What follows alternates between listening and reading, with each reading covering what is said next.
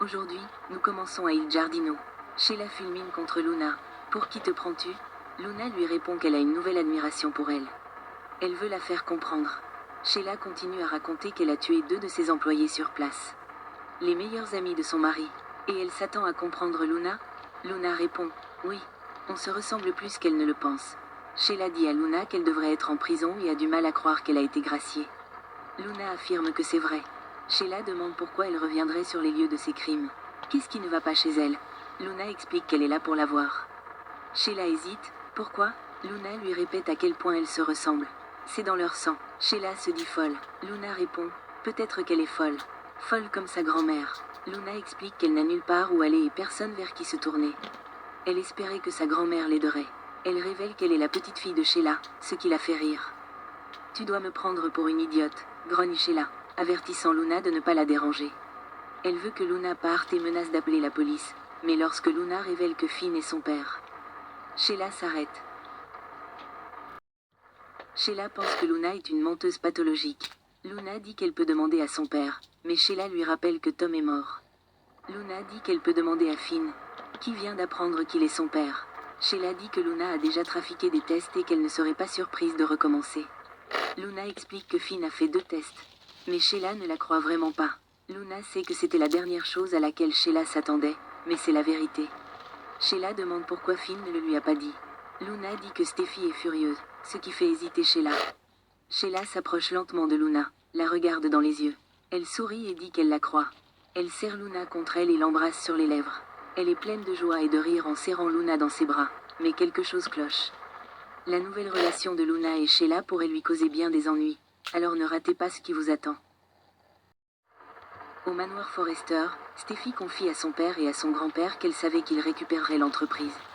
Ridge dit que c'était presque comme si Carter les attendait. Eric rit en pensant qu'il a déchiré les papiers de la SARL. Steffi leur explique combien cela compte pour la famille. Elle remercie Daphné pour son aide. Daphné dit que c'était un plaisir de faire la connaissance de Carter. C'est quelqu'un de bien. Eric rumine qu'il a été à la hauteur pour eux au final. Steffi n'est toujours pas sûre d'être prête à laisser tomber. Il s'est laissé endoctriner par Hope. Il pense que c'est peut-être terminé et que Carter a finalement gagné. Taylor demande, et Brooke? Steffi se demande si elle sait qu'elle et Ridge sont à nouveau co-PDG.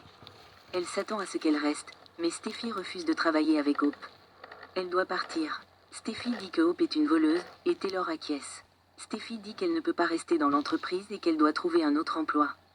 Steffi dit qu'il ne devrait pas y avoir d'implication avec Hope pour décourager tout ce qu'elle a fait pour les trahir.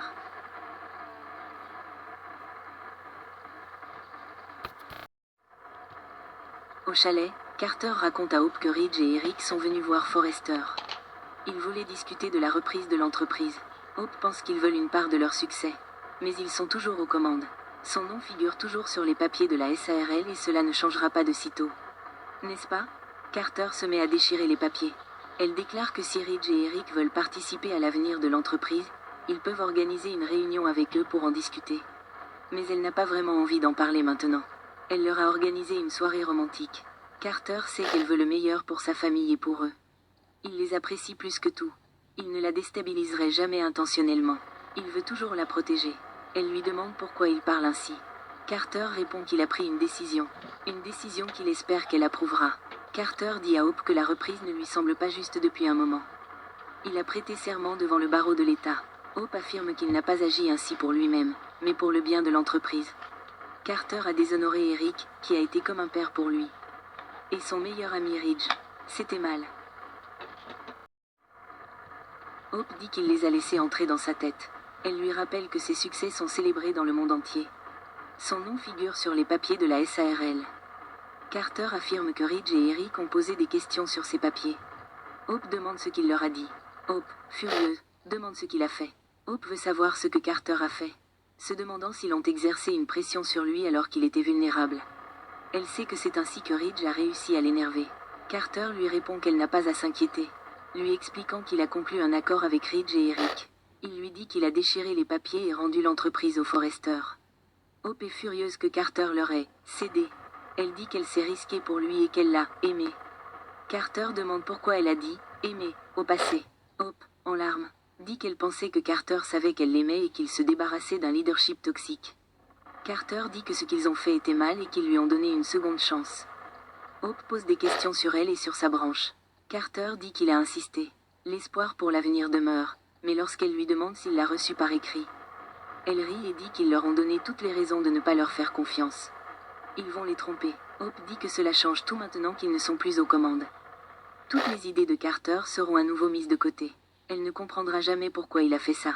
Carter dit qu'il a besoin qu'elle leur donne une chance et qu'ils s'en sortiront tous les deux. Hope veut savoir comment il a pu gâcher tout ce pourquoi ils ont travaillé et elle veut savoir comment il a pu lui faire ça.